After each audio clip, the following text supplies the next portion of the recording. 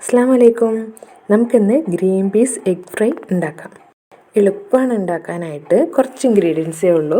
ചപ്പാത്തിയിലേക്കും ചോറിലേക്കൊക്കെ നല്ലൊരു കൂട്ടാനും കൂടിയാണ് ഗ്രീൻ പീസ് എഗ് ഫ്രൈ. ഇനി അതെങ്ങനെ ഉണ്ടാക്കാൻ നോക്കാം.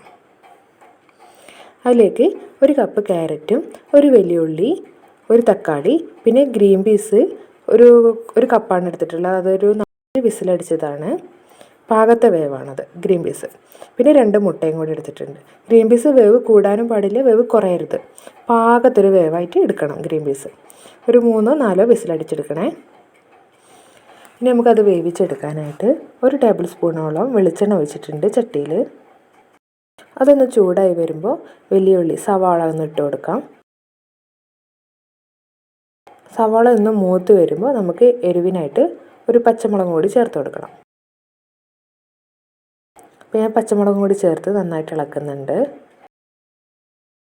ഒന്ന് മൂത്താൽ തന്നെ നമുക്ക് തക്കാളി ചേർത്ത് കൊടുക്കുന്നതാണ്. ഇനി അതിലേക്ക് തന്നെ ക്യാരറ്റും 1 കപ്പും കൂടി അരിഞ്ഞത് ഇട്ട് കൊടുക്കാം. ഇനി ക്യാരറ്റും ഇതെല്ലതും കൂടി നന്നായിട്ടൊന്ന് വാടണം. ക്യാരറ്റ് നന്നായിട്ടൊന്ന് വാടി വരാൻ കുറച്ച് ടൈം പിടിക്കും. നിങ്ങൾക്ക് കുറച്ച് വെള്ളം ഒഴിക്കണമെങ്കിൽ വെള്ളം ഒഴിക്കാം. എന്നിട്ടൊന്ന് മൂടി വെച്ചിട്ടൊന്ന് വേവിക്കാം. ഞാനിപ്പോൾ ഒന്ന് വെള്ളം ഒഴിക്കുന്നില്ല, മൂടി വെച്ച് വേവിക്കുകയാണ്. കുറച്ച് 1 സ്പൂണോളം ഉപ്പും കൂടി ചേർത്ത് കൊടുത്ത് നന്നായിട്ടൊന്ന് ഇളക്കിയിട്ട് കുറച്ച് ടൈം ഒന്ന് ക്യാരറ്റ് ഒന്ന് വേവാൻ വേണ്ടിയിട്ട് വിടാം. നമുക്കിതൊന്ന് മൂടി വെച്ച് വേവിക്കാം.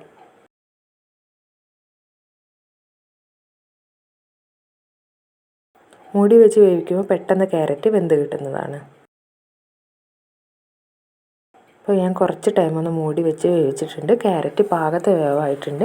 ഇനി അതിലേക്ക് നമുക്ക് നേരത്തെ വിസിലടിച്ച് വെപ്പിച്ചിരുന്ന ഗ്രീൻ പീസാണ്. അതൊരു 1 കപ്പോളം ഉണ്ട്. അതൊന്ന് ഇട്ട് കൊടുത്തിട്ടുണ്ട്. ഗ്രീൻ പീസ് പാകത്തെ വേവാണ് വേണ്ടത്. അപ്പോഴാണ് നമ്മളെ ഒരു കൂട്ടാൻ നല്ലൊരു ടേസ്റ്റ് ഉണ്ടാവുള്ളൂ. ചെറുതായിട്ട് ക്യാരറ്റും ഗ്രീൻ പീസൊക്കെ ഒന്ന് കടിക്കുന്ന തരത്തിൽ. ഇനി നമുക്ക് 2 മുട്ടയും കൂടി ഇതിലേക്ക് ചേർത്ത് കൊടുക്കാം. ചേർത്തിട്ട് നന്നായിട്ടൊന്ന് ഇളക്കാം.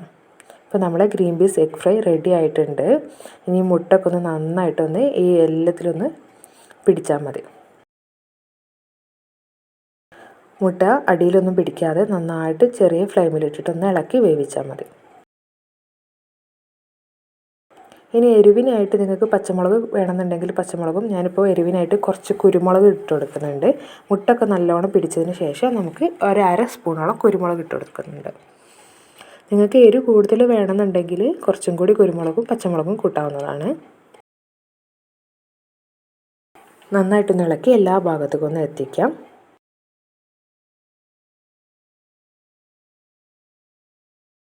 നല്ല ടേസ്റ്റുള്ള നമ്മുടെ green peas egg fry ready ആയിട്ടുണ്ട്. ഞാനിപ്പോൾ വിളമ്പി വെച്ചിട്ടുണ്ട്. എല്ലാവരും ഒന്ന് ട്രൈ ചെയ്യാം. ചപ്പാത്തിയിലേക്കും ചോറിലേക്കൊക്കെ പറ്റിയ നല്ലൊരു അടിപൊളി കൂട്ടാനാണ്. എല്ലാവരും ട്രൈ ചെയ്യുക. എന്തായാലും ഇഷ്ടപ്പെടും. ഇൻഷാ അല്ലാഹ് നല്ലൊരു വീഡിയോ ആയിട്ട് നമുക്കിനി വീണ്ടും കാണാം.